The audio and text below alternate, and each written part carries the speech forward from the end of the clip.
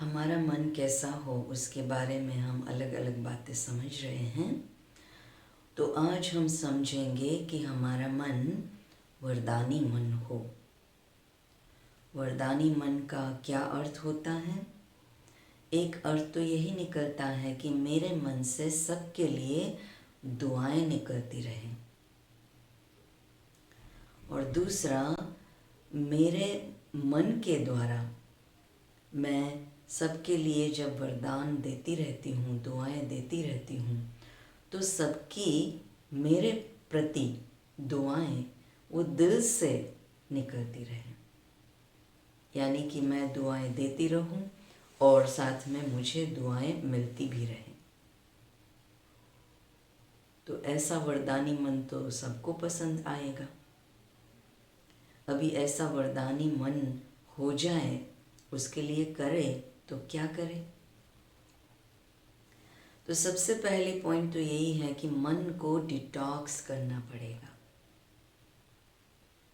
तन के लिए तो डिटॉक्स हम समय प्रति समय अलग अलग प्रकार से करते ही रहते हैं, वो भी अच्छी बात है, परंतु मन को डिटॉक्स करना वो बहुत बहुत बहुत ही आवश्यक है।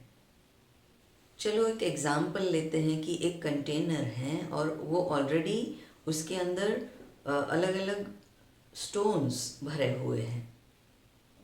ठीक है, अभी उसी कंटेनर के अंदर मुझे और कुछ भी डालना है और कुछ चीज़ भी ऐड करनी है या रखनी है, तो मैं नहीं कर सकती हूँ, क्योंकि ऑलरेडी वो कंटेनर भरा हुआ है।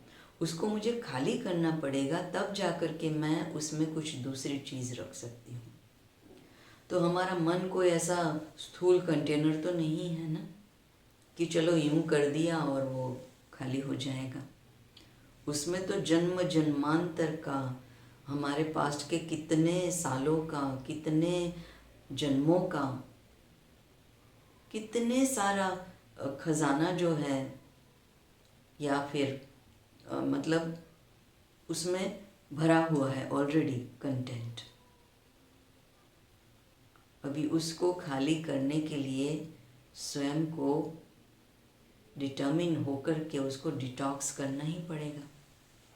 पास्ट की, खास करके एक ही शब्द पुराना, पास्ट की पुरानी बातों को, पुराने घाव को, पुरानी हमारे जीवन के अंदर जो भी गलत सलत बातें मेरे को महसूस करनी पड़ी, तो वो सारी बातें जो हैं तो उसको रब करना पड़ेगा, उसको डिटॉक्स करना पड़ेगा।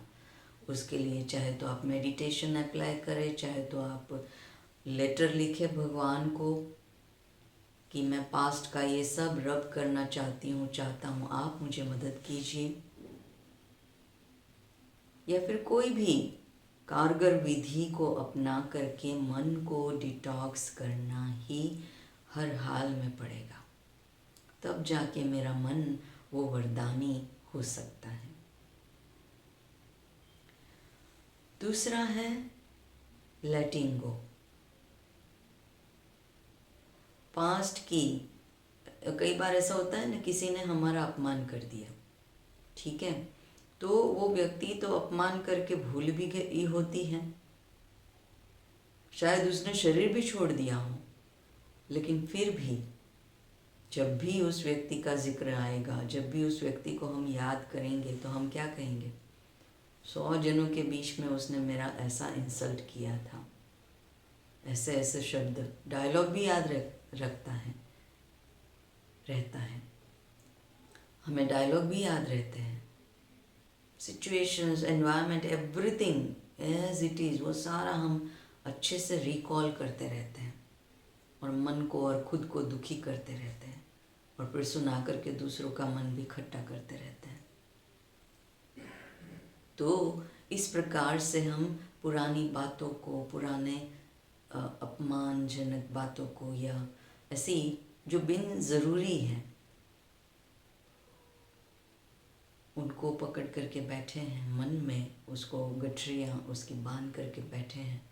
फलाने की ये गठरी, फलाने की ये, फलाने ने ये किया, फलाने ने वो किया। तो ये सारी गठरियों का बोझ जो है, और ऑलरेडी मन ऐसे भरा हुआ है इन गठरियों के बोझ से, वहाँ वरदान कहाँ टिक पाएंगे। और इसीलिए लेटिंग गो, जाने दो।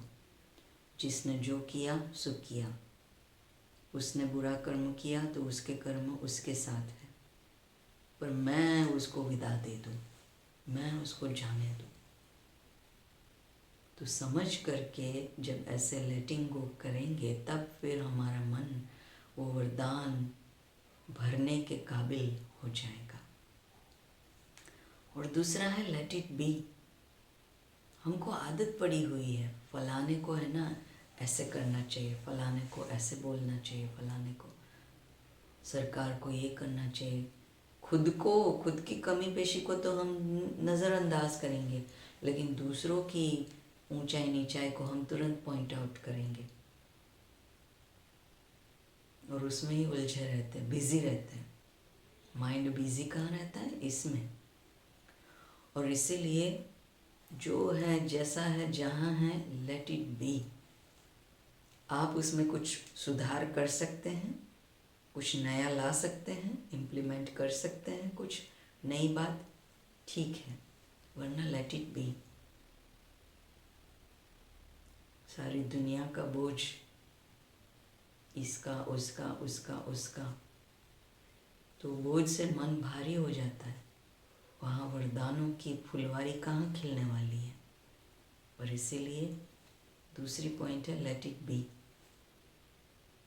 क्योंकि कई बातें ऐसी हैं ना हम चेंज कर सकते हैं, ना ही वो हमारे कंट्रोल में है। तो जब है ही नहीं हमारे कंट्रोल में, तो फिर क्या। और इसीलिए लेट इट बी। और तीसरा है let it happen. Let it happen. कई ऐसी घटनाएं हैं, कई ऐसी बातें हैं जो हमारे न चाहते हुए भी होती हैं, हो रही है और होने वाली है। कहीं वॉल्केनो इरप्ट हो रहा है, कहीं कुछ और, यानी कि नेचुरल कैलेमिटीज़ के हिसाब से कहीं कुछ कहीं कुछ कहीं कुछ हो रहा है।